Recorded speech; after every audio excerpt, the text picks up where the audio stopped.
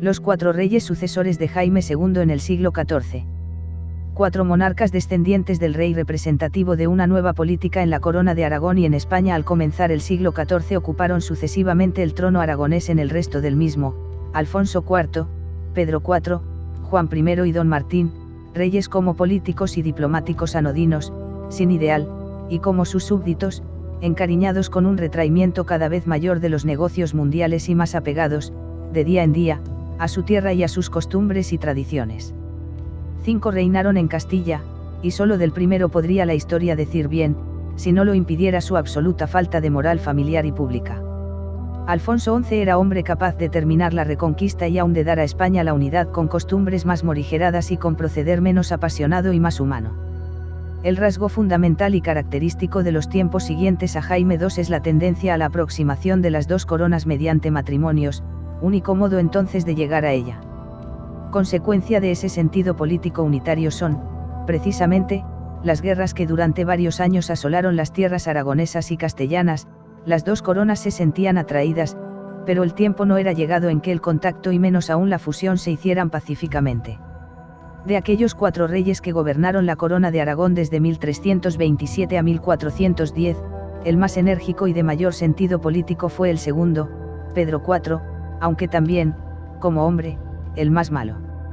Su padre Alfonso IV fue una buena persona, heredó el trono por la renuncia de su hermano Jaime, casó, primeramente, con doña Teresa de Enteza, de la cual tuvo a don Pedro.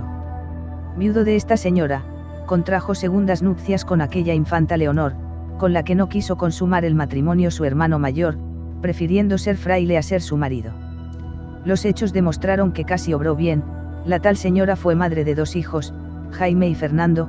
Madre e hijos murieron de mala muerte a manos de su hermanastro el rey de Aragón, uno de sus sobrinos y primo, respectivamente, don Pedro el Cruel de Castilla, los otros 2. Pedro IV, enérgico, activísimo y vehemente, reinó durante más de medio siglo y desparramó su actividad sobre toda la península y sobre las islas adyacentes. Fue gran literato, lo mismo en aragonés que en catalán, y mandó componer la historia de su tiempo para dejar recuerdo de él. Estuvo casado varias veces y dejó 3 hijos, Juan, Matín e Isabel. Casada está con el conde de Urgel, descendiente de don Jaime, hijo de Alfonso IV y de Leonor de Castilla.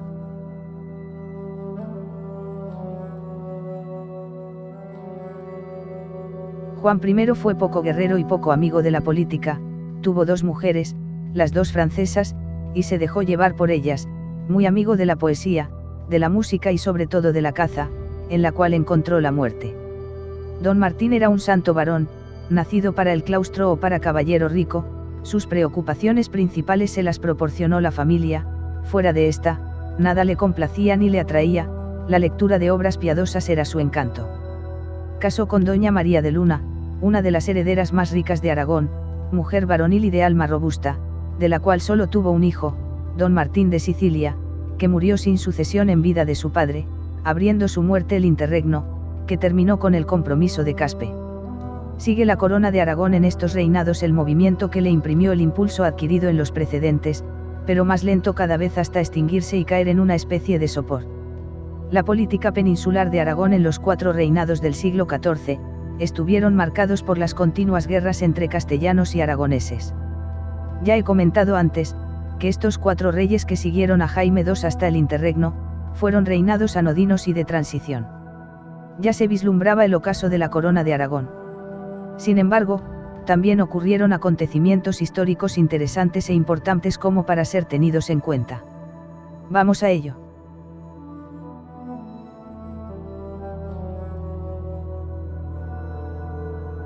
El corto reinado de Alfonso IV, el Benigno. Alfonso IV de Aragón, el Benigno, rey de Aragón, de Valencia, de Cerdeña. Rey titular de Córcega y conde de Barcelona 1327-1336. Parece que nació en Nápoles en el año 1299, falleciendo en Barcelona en el año de 1336. Segundo hijo de Jaime II de Aragón y de su segunda esposa, Blanca de Anjou, se convirtió en rey tras la renuncia al trono de su hermano Jaime, que tomó los hábitos en 1319. Se casó 2 veces, en 1314, con Teresa de Entenza y en 1329 con Leonor de Castilla y de Portugal. Coronación en Zaragoza. Jaime II murió en noviembre de 1327, 5 días después que doña Teresa de Entenza. La coronación de Alfonso IV de Aragón tuvo lugar en la Pascua de 1328 en Zaragoza y a ella acudieron representantes de todos los países de la corona aragonesa, incluyendo Cerdeña.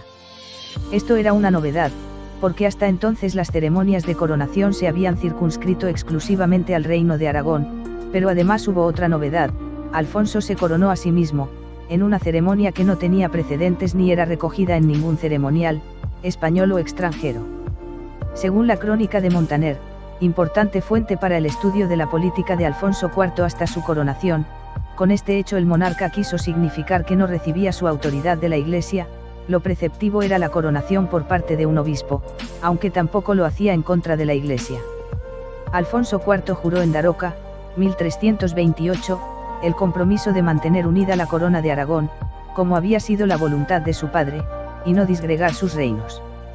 Durante el reinado de su padre, siendo el infante Alfonso procurador de la corona, lideró la expedición aragonesa que tomó la isla de Cerdeña 1323-1324, que había sido adjudicada al rey de Aragón por el Papa en el Tratado de Anagni, 1295.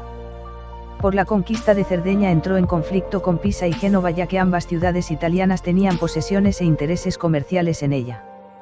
Para la conquista contó con 80 naves grandes y muchas más de menor tamaño, 1000 caballeros, 4000 infantes, 2000 ballesteros y 3000 auxiliares. Ante la resistencia pisana no pudo tomar Cagliari antes de un año. Al regreso de su conquista de Cerdeña puso la primera piedra del templo de Santa María del Mar en Barcelona.